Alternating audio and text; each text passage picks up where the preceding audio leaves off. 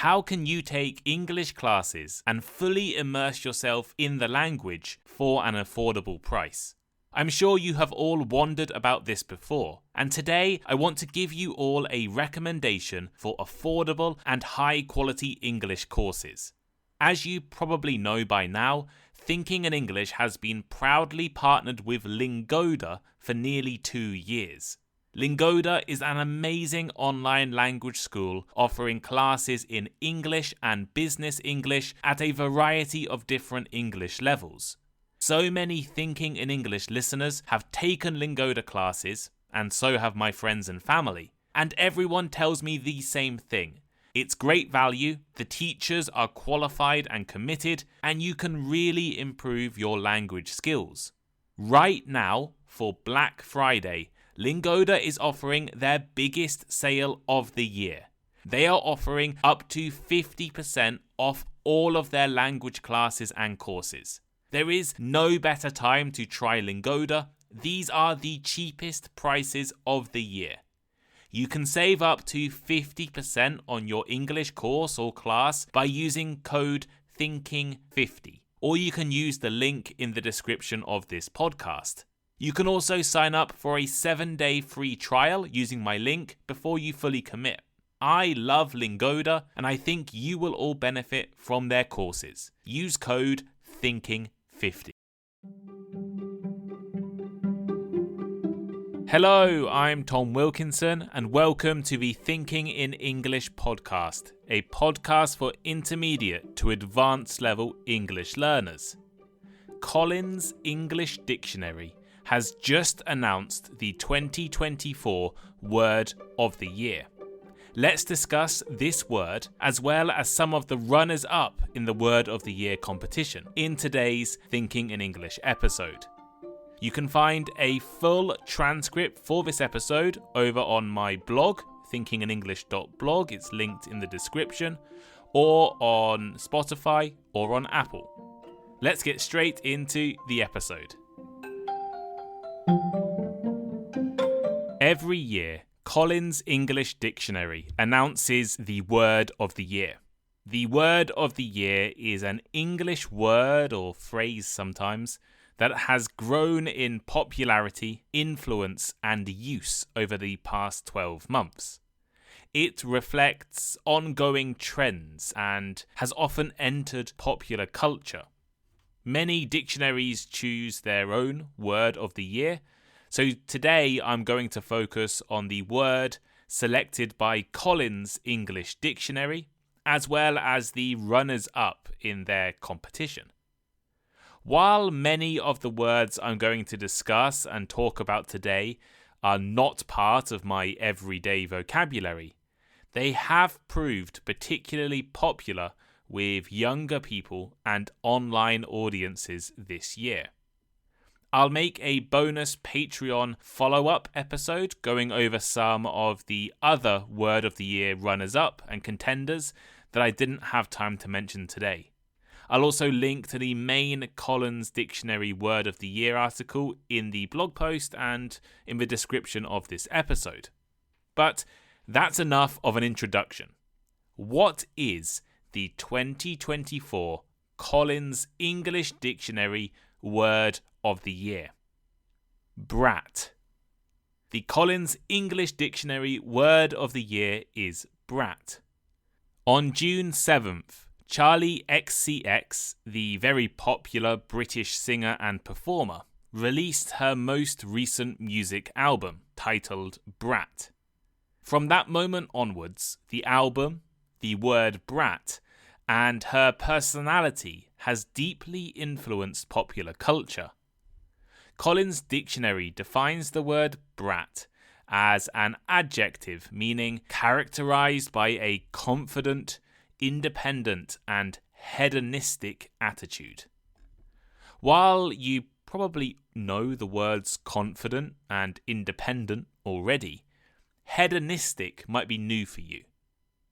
Hedonistic and its noun form hedonism are related to the pursuit of pleasure. It is doing things that cause or give you pleasure and enjoyment. So brat is an adjective used to describe something that is confident, independent, and related to pursuing pleasure. This is a very different definition of brat than I grew up knowing and using. Before Charlie XCX, a brat was a child, especially one who behaves badly. This year, the word has become an attitude or even an approach to life. It has influenced fashion trends, TikTok dances, and has even entered politics. In the UK, some political parties and candidates in the UK general election used Charlie XCX's album cover in their campaigns. And Kamala is brat has become a popular slogan and meme on TikTok among young people, referring to the Vice President of the USA. I recommend searching online for the Brat album cover. The artwork has proved particularly influential. The lime green colour and the simplicity of the text has influenced fashion and style this past summer. Honestly, brat is quite difficult to simply define. It is an attitude that combines rebelliousness with self-acceptance. It is not a word that I will be adding to my regular vocabulary, but I think it is an interesting choice for this year's word of the year. So, brat is the 2024 word of the year, but how about the rest of the runners-up? In the rest of this episode, I'll look at a few more of the trending words from this year that Collins Dictionary have highlighted in their blog article. I'll also release a bonus episode later this week on Patreon discussing any terms that I didn't have time to cover today. Anti-tourism. Earlier this year, I released an episode on over-tourism, which discussed the impact of mass tourism in various places around the world. In recent years, certain destinations have experienced more visitors than ever before, and have also experienced problems caused by increasing numbers of tourists. In places like Barcelona in Spain and Venice in Italy, increased tourism is driving prices higher, damaging the environment, and making life more difficult for the normal residents of the cities. I live in Japan, which is having similar issues. Earlier this year, tourists were causing so many problems at Mount Fuji that the local government put up walls to stop people gathering to take photos. Certain streets in the city of Kyoto closed completely to tourists due to rude behaviour. And restaurants across Tokyo have started to refuse non-Japanese speaking customers. This increase in tourism across the world is contributing to a backlash against tourism, something that could perhaps be called anti-tourism. And anti-tourism is one of the runners-up for the word of the year. Anti-tourism is defined as opposition to or action against large-scale tourism. This has specifically been noted in Spain. In April, protests against tourism began in the Canary Islands. In fact, 6 protesters went on hunger strike against major tourism projects on Tenerife. Then they spread to other popular Spanish tourist destinations, including cities on the southern coast of Spain and the city of Barcelona. The protests are against the prioritization of tourism by governments and organizations. While tourism is a major industry in Spain and brings a lot of money into the country, many Spanish people are angry that Spanish cities are prioritizing the experience of tourists over the lives of Spanish people. The tourist industry is increasing rental prices and the prices of restaurants and goods, and also creating precarious jobs, temporary jobs that are seasonal. I think we will see anti-tourism spreading to more places, especially places that experience a lot of tourism. A lot of people I know in Japan are already complaining about the crazy prices of hotels in Tokyo. I don't live in Tokyo right now, but my wife is taking a course over the next few months which requires her to take occasional trips to the capital city. 3 years ago, you could find nice, cheap hotels in Tokyo for around 10,000 yen, about £50. Now we are struggling to find anywhere to stay for less than 20,000 yen. Hotels know they can make more money from tourists who are willing to pay far higher prices than most Japanese people can afford, but are then pricing out Japanese customers. Perhaps we will see more anti-tourism in Japan and also in other popular tourism destinations around the world. Supermajority. At the beginning of summer, the UK held a general election. After 14 years of Conservative Party government, the UK voted for change and elected the Labour Party, led by the new Prime Minister Keir Starmer. You can go back a few months and listen to my podcast episodes on the UK election that I recorded at the time. Labour didn't just win the election, they won by a landslide. The UK has 650 seats in Parliament, and Labour won 411 of them.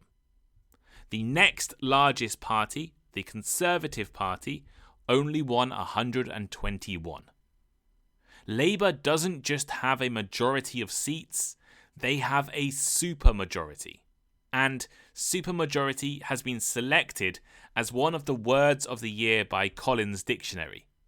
It means a large majority in a legislative assembly that enables a government to pass laws without effective scrutiny.